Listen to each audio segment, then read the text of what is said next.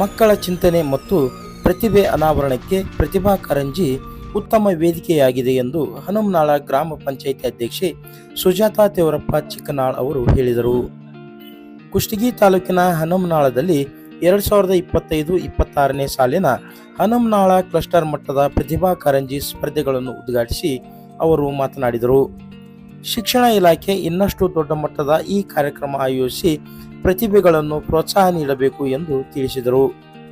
SDMC ಅಧ್ಯಕ್ಷ ಶಿವರುದ್ರಯ್ಯ ಹಿರೇಮಠ ಮಾತನಾಡಿ, ಪ್ರತಿ ಮಗುವು ತನ್ನದೇ ಆದ ಪ್ರತಿಭೆ ಹೊಂದಿದ್ದು ಒಂದಲ್ಲ ಒಂದು ಕ್ಷೇತ್ರದಲ್ಲಿ ಮುಂದಿರುತ್ತದೆ ಎಂದರು. ನಂತರ ಕಾರ್ಯಕ್ರಮದಲ್ಲಿ ವಿದ್ಯಾರ್ಥಿಗಳಿಂದ ದೇಶಭಕ್ತಿ ಗೀತೆ, ಕಂಠಪಾಠ, ಪದ್ಯ, ಆಶುಭಾಷಣ, ಭಾಷಣ, ರಂಗೋಲಿ ಸ್ಪರ್ಧೆ, ಜಾನಪದ ನೃತ್ಯ ಸೇರಿದಂತೆ ವಿವಿಧ ಸ್ಪರ್ಧೆಗಳು ನಡೆದವು. ಕ್ವಿಜ್ನಲ್ಲಿ ಹನುಮನಾಳ ಸರ್ಕಾರಿ ಹಿರಿಯ ಪ್ರಾಥಮಿಕ ಶಾಲೆ ಪ್ರಥಮ, ರಾಣಿ ಚೆನ್ನಮ್ಮ ವಸತಿ ಶಾಲೆ ದ್ವಿತೀಯ, ತುಗ್ಗಲ್ಡೋಣಿ ಸರ್ಕಾರಿ ಹಿರಿಯ ಪ್ರಾಥಮಿಕ ಶಾಲೆ ತೃತೀಯ ಸ್ಥಾನ ಪಡೆದವು. ಶರಣರು, ಸಂತರು, ದಾಸರು, ದಾರ್ಶನಿಕರು, ಸ್ವಾತಂತ್ರ್ಯ ಹೋರಾಟಗಾರರ ಛದ್ಮವೇಷದಲ್ಲಿ ಆಗಮಿಸಿದ್ದ ಚಿಣ್ಣರು ಕಾರ್ಯಕ್ರಮದಲ್ಲಿ ಗಮನ ಸೆಳೆದರು.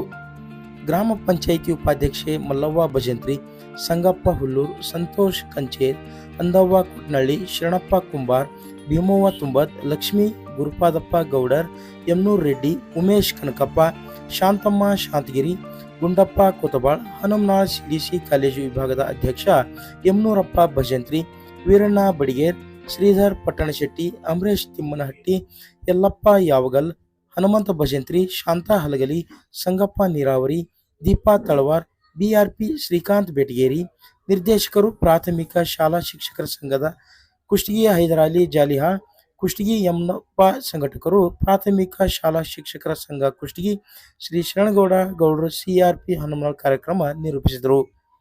ಕಾರ್ಯಕ್ರಮದಲ್ಲಿ ಮುಖ್ಯೋಪಾಧ್ಯಾಯ ಯಮನಪ್ಪ ಮಾಲ್ಗಿತ್ತಿ ಹಾಗೂ ಸಿಬ್ಬಂದಿ ವರ್ಗ, ಹನುಮನಾಳ್ ಕ್ಲಸ್ಟರ್ನ ವಿವಿಧ ಶಾಲೆಯ ಮುಖ್ಯೋಪಾಧ್ಯಾಯರು, ಸಿಬ್ಬಂದಿ ವರ್ಗ ಹಾಗೂ ಗ್ರಾಮದ ಮುಖಂಡರು, ಗ್ರಾಮಸ್ಥರು ಭಾಗವಹಿಸಿದ್ದರು.